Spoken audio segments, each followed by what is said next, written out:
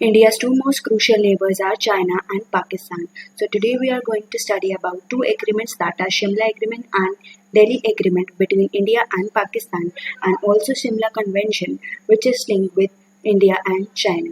First, starting with a positive thought, because positive mind gives us positive vibes and positive vibes gives us positive life. We will divide the session into three, that is why agreement was done, what was the agreement, and who were its signatories.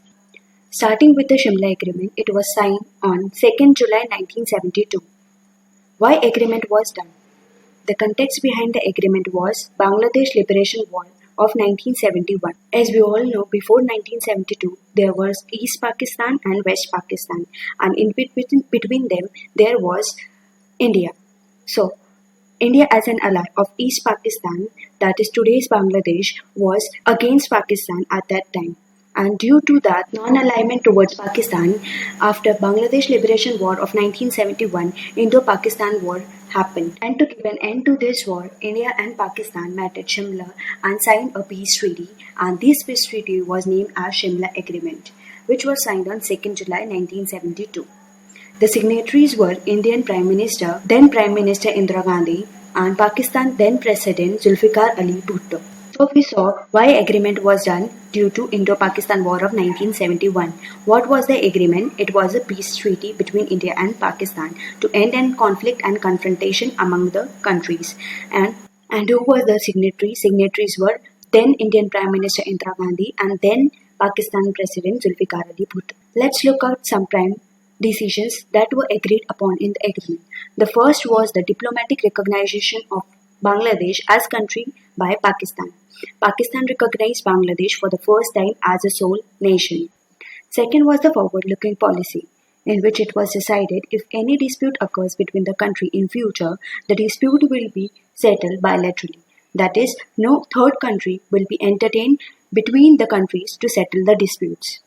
Third was the then ceasefire line, that is, the ceasefire line of 1972 was converted to the line of control, and no alteration was allowed to the line of control unilaterally. Fourth was respect the unity, territorial integrity. And the last was to follow the UN Charter, which refrained the country from the use of forces against the territorial integrity of the countries. So, looking at the map of line of control, here we have the line of control which comprises of Pakistan occupied Kashmir, and on the Indian side we have Jammu and Kashmir and Ladakh. Coming next to the Delhi Agreement. Delhi Agreement was signed on 28th August 1973, that is after Shimla Agreement. It was a tripartite agreement between Finance Minister Kamal Hussain of Bangladesh, Minister of External Affairs Sardar Swarn Singh, and Minister of Foreign Affairs Aziz Ahmed of Pakistan, Kamal Hussain Foreign Minister of Bangladesh, and Minister of Foreign Affairs of Pakistan, that is Aziz Ahmed, and Minister of External Affairs of India, Sardar Swarn Singh. It was a type of repatriation agreement. Next is India and China Shimla Convention. Shimla Convention and Shimla Agreement have the similar nomenclature, but we have Convention for India and China and Agreement for India and Pakistan. Difference between treaty or agreement and convention is that agreement is to solve an issue between the parties and convention are the set of rules for the parties. Simla Convention was signed in 1914. At that time, the Governor General of India was Lord Hardinge. Question now arises why the convention was made. Convention took place to divide Tibet into Outer Tibet and the Inner Tibet among Britishers and Chinese. Now, second question arises is what was the agreement? In the agreement, the McMohan line was proposed by Sir Henry McMohan between Arunachal Pradesh of India and Tibet. The result was birth of the McMohan line between India and Tibet. Here we have the McMohan line proposed by Sir Henry McMohan, which is between Arunachal Pradesh of India and Tibet. Here we have on the west Bhutan and to the south Assam. Also, the Arunachal Pradesh comprises of the McMohan line, and one important place that touches the McMohan line is Tawang.